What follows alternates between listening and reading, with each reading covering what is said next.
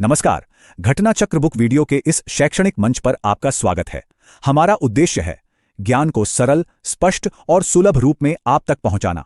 आइए आरंभ करते हैं अध्ययन और सफलता की इस यात्रा को। कभी सोचा है क्या होता है जब दो बहुत बड़ी ताकतें जैसे कि आर्टिफिशियल इंटेलिजेंस और हाई स्टेक्स फाइनेंस एक साथ आ जाएं?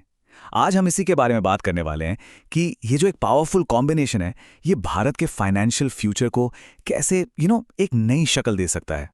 जरा सोचकर देखिए, कंपनियों की वो सैकड़ों पन्नों वाली कॉम्प्लिकेटेड सी फाइनेंशियल रिपोर्ट्स, अरे जिन्हें समझने में तो बड़े बड़े एक्सपर्ट्स के भी पसीने छूट जाते हैं।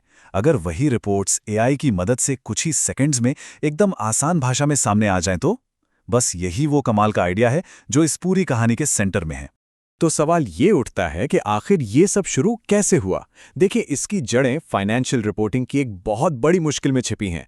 चैलेंज ये था कि इतना सारा जो मुश्किल फाइनेंशियल डेटा होता है उसे हर किसी के लिए एक्सेसिबल कैसे बनाया जाए, और इसका जवाब मिला बिल्कुल सही, आर्टिफिशियल इंटेलिजेंस में।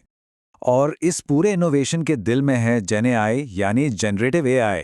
और देखिए, ये सिर्फ डेटा को प्रोसेस करने वाली कोई मामूली चीज़ नहीं है, ये उससे कहीं ज़्यादा है।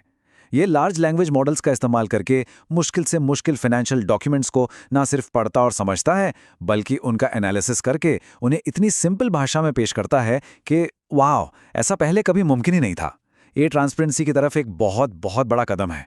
अब देखिए, इतना बड़ा और क्रांतिकारी आइडिया तो था, लेकिन इसे जमीन पर उतारने के लिए, इसे हकीकत बनाने के लिए एक प्लेटफॉर्म तो चाहिए था, है ना?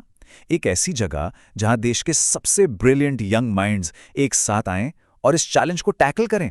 और बस इसी सोच से जन्म हुआ एक बहुत ही यूनिक हैकाथॉन का।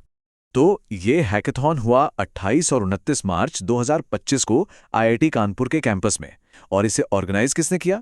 इसे मिलकर ऑर्गेनाइज किया था भारत की नेशनल फाइनेंशियल रिपोर्टिंग अथॉरिटी यानी एनएफआरए और आईआईटी कानपुर ने। और जाहिर है, इसका मेन टॉपिक था लार्ज लैंग्वेज मॉडल्स और जनरेटिव एआई। और ये कोई छोटा मोटा लोकल इवेंट नहीं था, नहीं, ये एक नेशन वाइड कॉल थी। एक तरह से पूरे देश के इनोवेटर्स को बुलावा था। देश भर के अलग अलग इंजीनियरिंग कॉलेजों से स्टूडेंट्स इसमें हिस्सा लेने आए। सोचिए, इन यंग इनोवेटर्स के लिए ये कितना बड़ा मौका था रियल वर्ल्ड प्रॉब्लम्स को सॉल्व करने का। ठीक है, तो ये सब स्टूडेंट्स आए, लेकिन इनके सामने चैलेंज क्या रखा गया था? मतलब इस हैकाथॉन का असली मकसद, इसका मिशन क्या था? चलिए पता करते हैं।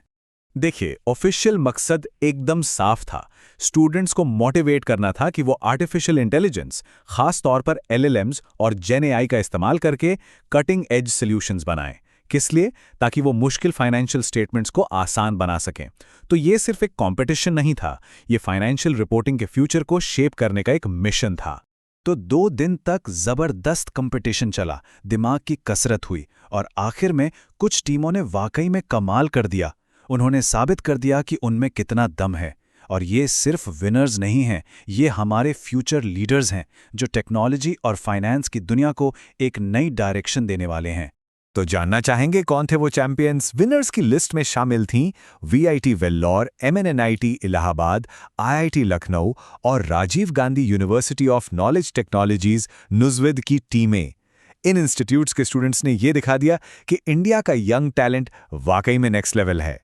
तो आखिर में ये हैकाथॉन हमें एक बहुत बड़े सवाल के साथ छोड़ जाता है। ये सिर्फ एक इवेंट नहीं था, ये एक इशारा है, एक साइन है कि कैसे हमारा यूथ टैलेंट और एआई मिलकर भारत के फाइनेंशियल सेक्टर में क्रांति, एक रेवोल्यूशन ला सकते हैं। तो अब सवाल ये है, क्या हम भारत की अगली फाइनेंशियल रेवोल्यूशन के मुहाने पर खड़े हैं? और क्या इसकी कमान इन्हीं यंग इनोवेटर्स के हाथों में होगी? सोचने वाली बात है।